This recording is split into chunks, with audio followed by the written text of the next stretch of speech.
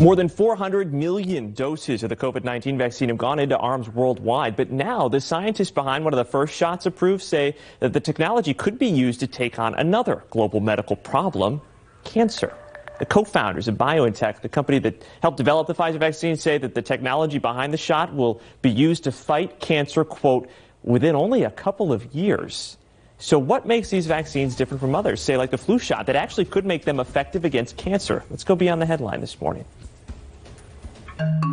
Both Pfizer and Moderna developed their coronavirus vaccines using mRNA. But what's that mean? And why is it so groundbreaking? Well, most vaccines put a weakened or inactivated germ into your body, and that germ triggers an immune response. It teaches the body how to fight back if it ever encounters the actual full-strength germ or virus in real life. But that is not how mRNA vaccines work. Instead, mRNA teaches your body how to fight back without ever exposing it to the actual virus. How? Well, mRNA vaccines teach some of our cells how to make one part of the virus, not the entire germ. In this case, it's that spike protein you've seen in pictures.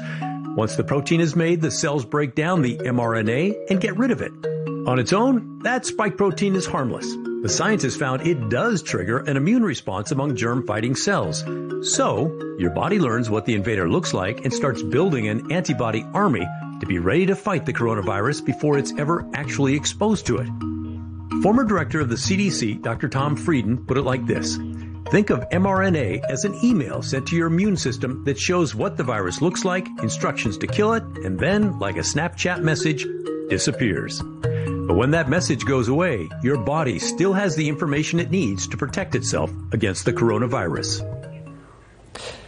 So basically that same principle can be applied to the immune system then reacting against a tumor that is, causing cancer there. So the way these vaccines are made is also why doctors say that they are still effective against these new variants of COVID-19. We asked an infectious disease specialist for some sharper insight into how that works. You could almost look at the vaccine architecture as almost like a Lego set. If you have part of that Lego set that just doesn't work anymore, what you do is remove that piece and you insert a new one.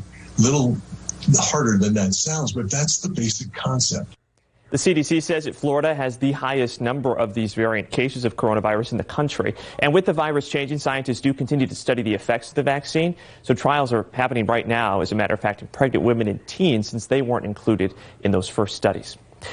And you can help with research without ever even having to sign up for a study. Did you know that after you've been vaccinated, you can sign up for the CDC's vSafe tool to track any side effects you might feel?